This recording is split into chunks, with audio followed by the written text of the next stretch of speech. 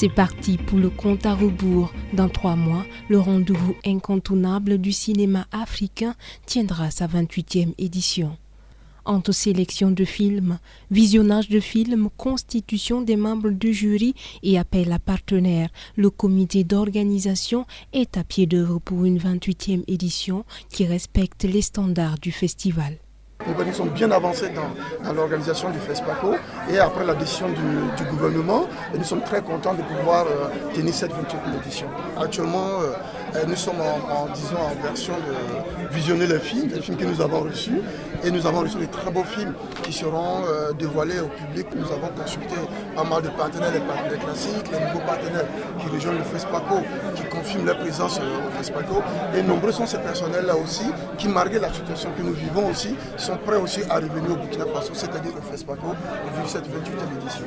Il n'y a jamais de FESPACO au rabais depuis sa création, il n'y aura pas de FESPACO au rabais, il y aura un FESPACO qui est adapté, il y aura un FESPACO qui est recentré bien sûr au niveau des professionnels et bien sûr avec l'implication du public et nous ferons de telle sorte que le FESPACO que nous avons l'habitude de voir et nous le vivrons l'année prochaine. Prévu se tenir du 25 février au 4 mars 2023 et placé sous le thème Cinéma d'Afrique et culture de la paix, la 28e édition du FESPACO rend hommage aux Amazones qui symbolisent la fierté africaine, sa résistance et sa résilience. La même résilience qui a prévalu au maintien du festival malgré le contexte sécuritaire difficile que connaît le Burkina Faso. Certes, notre pays traverse des moments difficiles, mais il est indéniable que les grands défis de la nation ne peuvent être considérés individuellement et traités séparément. En effet, la lutte contre l'insécurité, la stabilité économique, la bonne gouvernance et la politique sociale et culturelle sont intimement liées.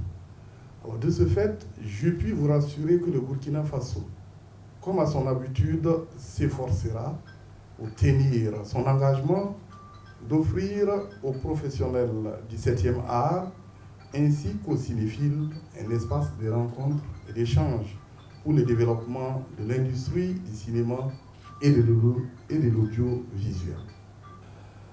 J'invite alors les professionnels du cinéma et de l'audiovisuel à s'approprier ce thème et surtout à faire donc de leurs œuvres cinématographiques un facteur de cohésion et d'intégration pour l'édification d'une Afrique plus forte et plus solidaire.